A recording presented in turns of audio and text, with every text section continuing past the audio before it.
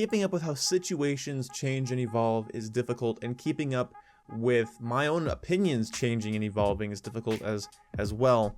A lot of you guys know that I don't like Battlefield 1. But in light of the Battlefield 5 trailer, though being very vague and chaotic, it got me in the mood to play some Battlefield 1. So I spent a great many hours playing Battlefield 1 yesterday on my Xbox One X, and I wanted to maybe revitalize my opinion just a little bit.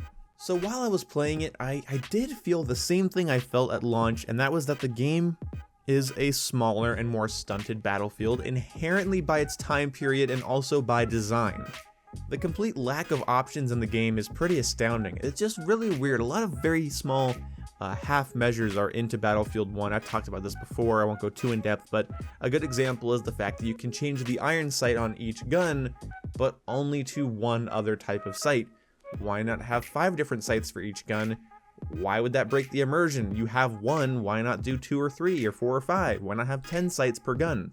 On top of there being no camos that you can earn through challenges and progression like in other video games, or really any aesthetics for that matter that aren't RNG, and really they don't really matter, they're just like a camo for your vehicle or for your gun. It's not that crazy.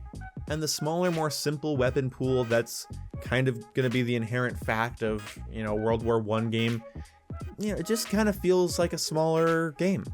But the one thing that has really changed with my opinion is the fact that I do think Battlefield 1's moment-to-moment engagements and gunplay is actually kind of interesting. Not immensely, but it is nicer to play now after all the buffs and nerfs to different weapons and the changes to the way gunplay works. A lot of things do feel more viable, even though even at their state currently, which is better than where they were, I don't feel like they're as good as they could be. Some people really do feel like they eat way too many shots, and some guns are so inaccurate that it's kind of hard to justify using them for me as someone that likes more versatile weapons. But the moment-to-moment engagements, situations, and gunfights actually somehow feel better now. It's probably the multitude of changes they made to the game, on top of the fact that I took a long break from it and came back to it with an open mind the other day. That means a hell of a lot.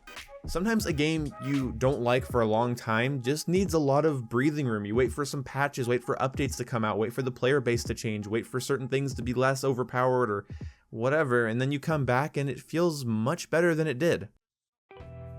One of the nice things they did was make the In the Name of the SAR DLC completely free for everybody on Xbox. I think they also did the same for Origin and PS4, but I don't care. So whole DLC is free, so now I have multiple weapons to work towards and unlock, and new maps and new areas to play on. It makes me really excited for Battlefield 5, because Battlefield 5 doesn't have a premium pass, because I'm realizing now with Battlefield 1, I would have enjoyed it so much more if I would have had this premium pass, or just at least a couple of free maps every once in a while, and free weapons. It felt weird having a challenge to do to unlock a weapon in Battlefield 1. That's kind of crazy.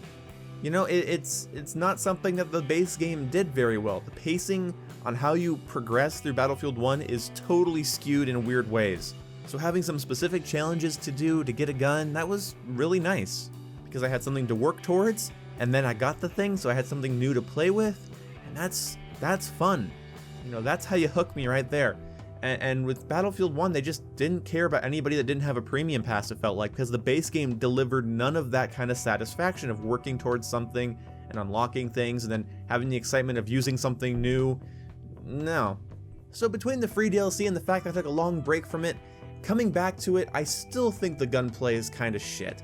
I still think the time to kill is way too long in some situations and awkwardly fast in others. I feel like aiming and shooting feels much jankier than other Battlefield games. But locking down a flag and owning an objective and going back and forth and fighting for your life and healing your teammates and throwing down ammo and using rifle grenades to piss people off, I had fun. I'm going to say I had genuine fun playing Battlefield 1. My opinion is still the same in the sense that I think it's a small, stunted Battlefield game that really wasn't worth my full, $60.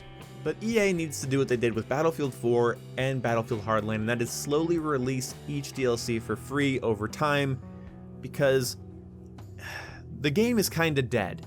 Finding decent West Coast servers or populated servers is a chore, and it shouldn't be a chore.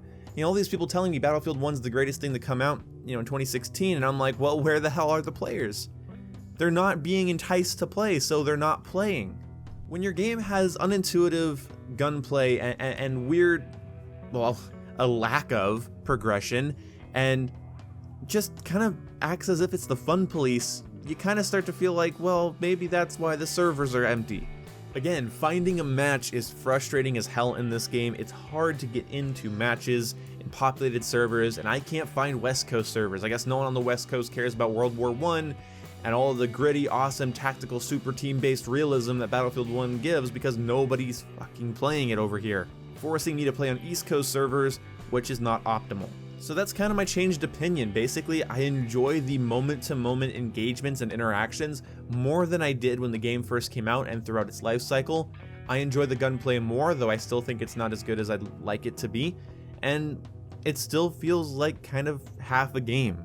Honestly, it feels like something you should pay $30 for, not $60, and I think they need to make the DLCs free. So it's not that interesting a video, I'm sorry, but Battlefield 1 was such a point of contention on my channel, and I just wanted to kind of clear things up by saying I gave it another go, I gave it several matches of a go, and I had fun. I did have fun, but it's just not a great Battlefield game, and I can't shake that. So, back to Battlefield 1, that's where I sit. Thank you guys so much for watching. These smaller opinionated videos aren't very interesting, I know, but I don't have time right now to make a longer, heavily edited, funnier video. I don't have time for that. It's late, I'm hungry. I'll talk to you guys later. Goodbye.